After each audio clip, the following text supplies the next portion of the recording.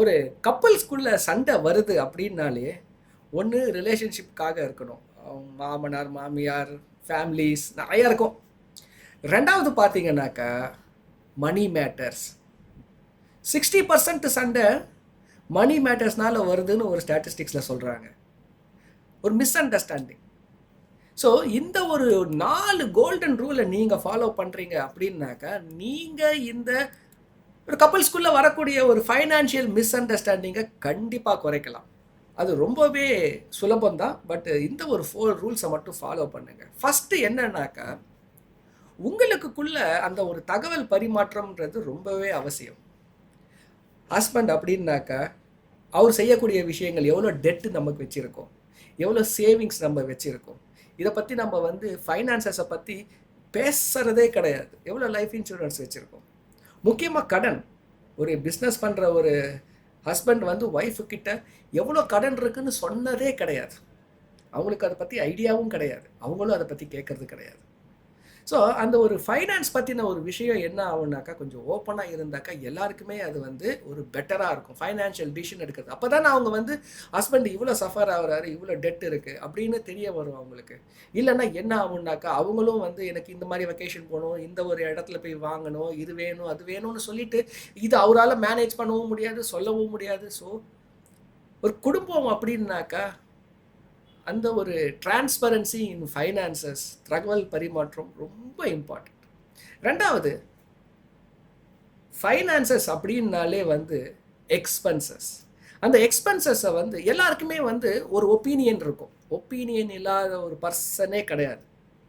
ஒரு ஹோட்டலா டின்னருக்கு ஹஸ்பண்ட் என்ன பண்ணுவார், ஒரு 1500 ருபீஸ்னு பட்ஜெட் வச்சுருப்பார். ஒய்ஃப் என்ன பண்ணுவாங்க, இது வரைக்கும் நம்ம 4 ஸ்டார் ஹோட்டல் போனதே இல்லையே, அங்கே போய் நம்ம சாப்பிடுவோன்னு எடுத்த உடனே 5000 ரூபாய்க்கு அவங்க ஒரு சஜஷனை சொல்லுவாங்க.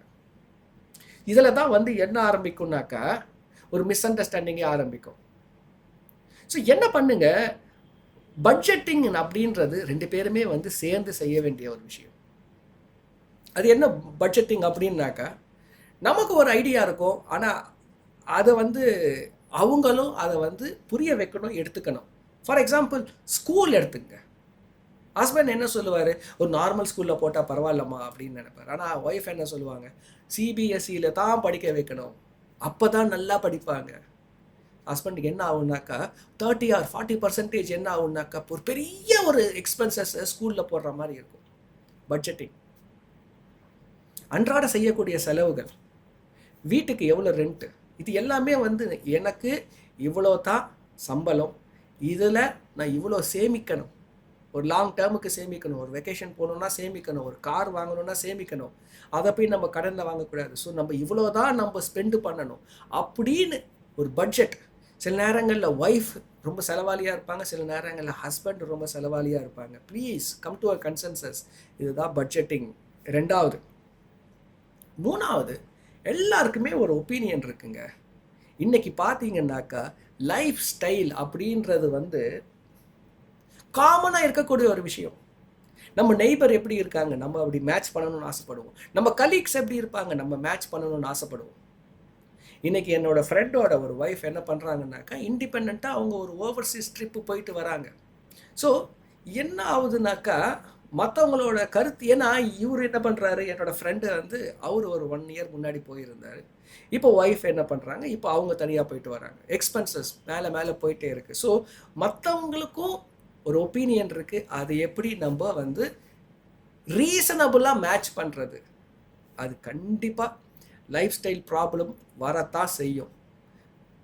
பக்கத்தில் இருக்கிற நெய்பர்ஸ், எம்ப்ளாயீஸ், ஃபேமிலிஸ் இவங்க பார்த்து தானே இருக்கிறோம் நம்ம. ஸோ அதை என்ன பண்ணுங்க, 2 பேருமே வந்து டிஸ்கஸ் பண்ணுங்க. நாலாவது, ஒரு ஃபைனான்ஷியல் கன்சல்டண்ட்டோட ஒரு ஒப்பீனியன், ரெக்கமெண்டேஷன், அட்வைசரி. ஒரு கார் வாங்கணும்னு நினைக்கிறீங்க, எந்த அளவுக்கான கார் உங்களுக்கு ஃபேமிலிக்கு கரெக்டான கார் சொல்ல முடியுமா உங்களால்? நீங்கள் வாங்குகிற சம்பளத்துக்கும் நீங்கள் ஓட்டுற காருக்கும் எந்த அளவுக்கு ஒரு அஃபோர்டபிலிட்டி இருக்குது? ஒரு கார் அப்படின்னாக்கா ஒரு 20% நீங்கள் டவுன் பேமெண்ட் கட்டுற மாதிரி இருக்கணும். 4 yearsல அந்த கார் லோனையே முடிக்கணும். அந்த ஒரு காரோட உங்களுக்கு வந்து இஎம்ஐ பார்த்தீங்கன்னாக்கா ஒரு 10% தாண்டக்கூடாது. இது மாதிரி நிறைய ரூல்ஸ் இருக்குது. இது உங்களுக்கு தெரியுமா? கடனை வாங்கி வீடை வாங்கலாமா? இப்படி வாங்குறதா இருந்தால் எந்த அளவுக்கு வாங்கலாம், எந்த அளவுக்கு இஎம்ஐயை வச்சுக்கலாம்? இப்படி நிறைய ஃபைனான்ஷியல் டிசிஷன்ஸ் வந்து ஹஸ்பண்ட் அண்ட் ஒய்ஃபாக ரெண்டு பேருமே போய் அந்த ஒரு டிசிஷனை எடுத்தீங்கன்னாக்கா அது வந்து ஒரு பெட்டர் அண்டர்ஸ்டாண்டிங்கை கொடுக்கும். உங்கள் ஃபைனான்சஸ் உங்கள் கண்ட்ரோலில் இருக்கும். உங்கள் ரிலேஷன்ஷிப்புமே என்ன ஆகும்னா இன்னும் கொஞ்சம் டீப்பராக ஆகும். கனெக்ஷன்ஸ் வந்து உங்களுக்கும் உங்கள் ஒய்ஃபுக்கும் அந்த மிஸ் அண்டர்ஸ்டாண்டிங் ஃபைனான்ஸில் வரவே வராது. இந்த ஒரு 4 ரூலை நீங்கள் ஃபாலோ பண்ணுங்கள். கண்டிப்பாக உங்கள் ஃபைனான்சஸ் இப்போ இருக்கிறத விட இன்னும் பெட்டராக தான் ஆகும். So stay tuned. நிறைய விஷயங்கள் உங்களுக்கு ஃபைனான்சஸை பற்றி வந்துக்கிட்டே இருக்கும். உங்களுக்கு ஈக்விட்டி மியூச்சுவல் ஃபண்டில் ஏதாவது ரெக்கமெண்டேஷன் அட்வைஸ் வந்து அந்த நம்பருக்கு கால் பண்ணுங்கள். Stay tune. இன்னொரு வீடியோவில் இன்னொரு இன்ஃபர்மேஷனோட மீட் பண்ணுறேன். See you. Bye bye.